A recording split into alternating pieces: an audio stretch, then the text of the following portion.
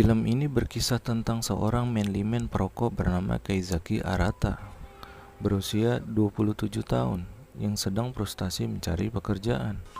Tiba-tiba ia mendapat telepon dari temannya yang mengajaknya malam ini untuk minum bersama di sebuah kedai. Karena giliran Keizaki mentraktirnya. Sesampai di sana, mereka mengobrol tentang banyak hal satu sama lainnya. Dan Keizaki mengeluarkan dompet untuk membayar makanan dan minuman yang ia pesan oleh teman-temannya menggunakan uang terakhirnya. Sisa uang terakhirnya. Di tengah jalan pulang, Keizaki tiba-tiba dihadang oleh seorang pria misterius yang menawarkan Keizaki untuk mengulang kembali kehidupannya selama 1 tahun ke depan sebagai subjek real life. Karena merasa aneh dan takut dengan pria ini, ia pun langsung menolaknya. Tapi pria misterius ini menjelaskan, selama 1 tahun tersebut, semua kebutuhan Keizaki akan terpenuhi, termasuk membayar sewa apartemennya. Karena sudah tak mempunyai uang lagi, akhirnya Keizaki pun dengan terpaksa menyetujui tawaran tersebut. Lalu pria misterius ini pun memberikan sebuah kapsul ajaib berwarna biru. Berlanjut di esok paginya, Keizaki pun terkejut bukan main karena mendapati dirinya telah berubah menjadi remaja berusia 17 tahun setelah semalam meminum kapsul ajaib tersebut. Keizaki pun kaget.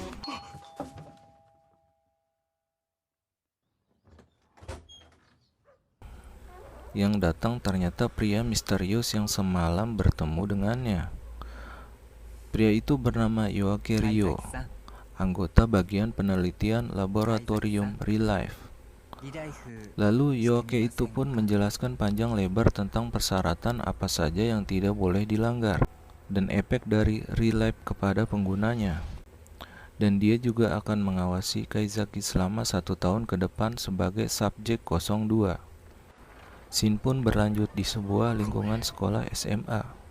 Di sini Keizaki menjadi siswa kelas 12. Pada saat sedang duduk di kelas, tiba-tiba Keizaki dihampiri seorang siswi kawaii yang pemalu bernama Shizuru Hishiro yang mengatakan bahwa kursi yang ia duduki itu miliknya. Lalu Keizaki melihat daftar kursi yang ditempel di sebelah papan tulis. Disinilah awal pertemuan mereka. Pada saat pelajaran dimulai, Keizaki lupa tidak membawa alat tulis. Malah yang dia bawa adalah sebungkus rokok. Alhasil, seusai sekolah dipanggillah ke ruangan guru. Jam istirahat makan siang pun tiba. Di kantin Keizaki mengobrol dengan Yoake. Melihat Tishiro sedang mengalami kesusahan karena tidak membawa uang. Karena Keizaki tidak bisa melihat orang yang kesusahan, ia pun mengeluarkan dompetnya. Di locker room, Hishiro bertemu dengan Keizaki, lalu mereka pulang bersama. Di perjalanan pulang, Hishiro bercerita tentang masalah dirinya yang ansos, dan Keizaki pun menyarankan Hishiro untuk lebih sering tersenyum. Di saat itu juga Hishiro mencoba tersenyum, tapi senyumannya justru di luar ekspektasi Keizaki.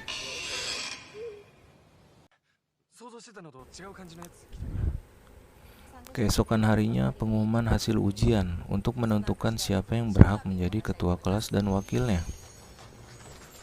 Terpilihlah Ohga, siswa tercerdas, dan Hishiro sebagai wakilnya. Hishiro pun memberikan senyuman maut cringe-nya kepada Kairu si ambisius, yang ternyata justru malah membuat Kairu semakin kesal. Dakara sore gyakukou ka!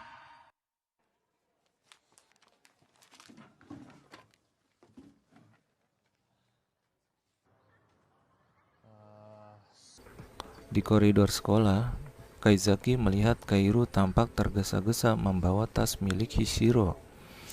Lalu Keizaki mencoba mencegah Kairu, sampai keduanya pun terjatuh dari tangga sekolah.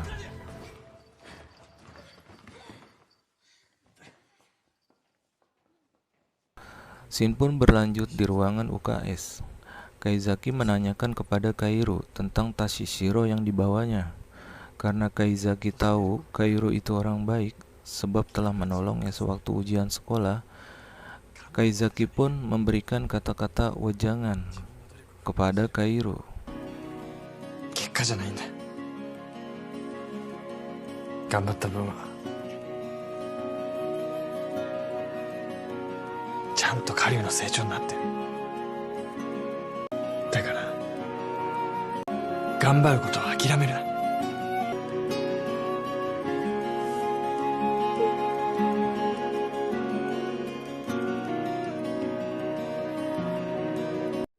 Setelah keluar dari ruangan UKS, Kaizaki sudah ditunggu oleh Hishiro, yang menanyakan kenapa Kairo mengambil tasnya. Kaizaki pun menyuruh Hishiro untuk menanyakan langsung kepada Kairo. Dan ternyata Kairo selama ini salah paham terhadap Hishiro. Lalu mereka berdua pun mulai berteman. Oga, Kairo, Hishiro, Onoya janjian untuk datang ke festival kembang api. Kemudian Kaizaki pun datang karena diminta oleh Hishiro. Tapi tak berlangsung lama, cuaca mendadak hujan. Dan di tengah hujan, Oga menyatakan perasaannya terhadap Kairo, kalau ia selama ini menyukai Kairo.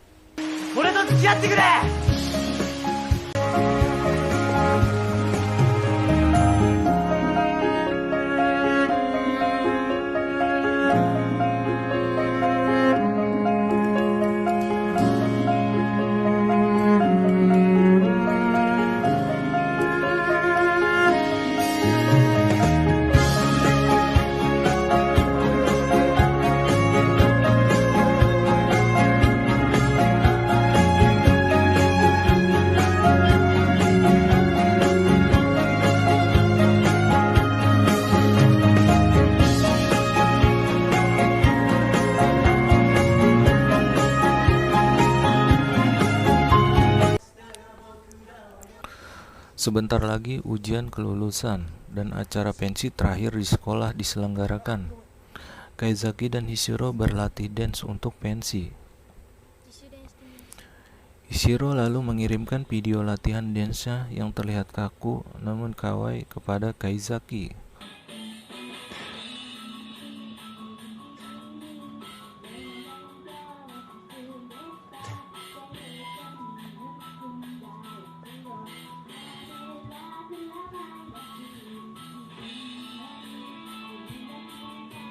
Setelah selesai acara, Kaizaki berdua dengan Hishiro membersihkan sisa poster yang menempel di dinding sekolah.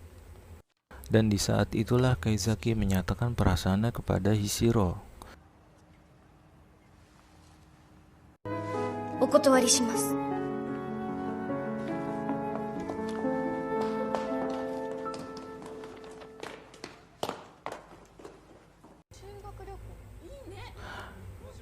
Kaizaki berencana mengadakan Dharma Wisata bersama teman-temannya, termasuk juga Yoake.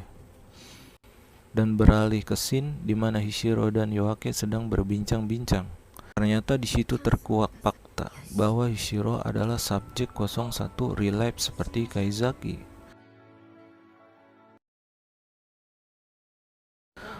Beberapa hari kemudian, Kaizaki membuat daftar schedule tempat-tempat yang akan dikunjungi.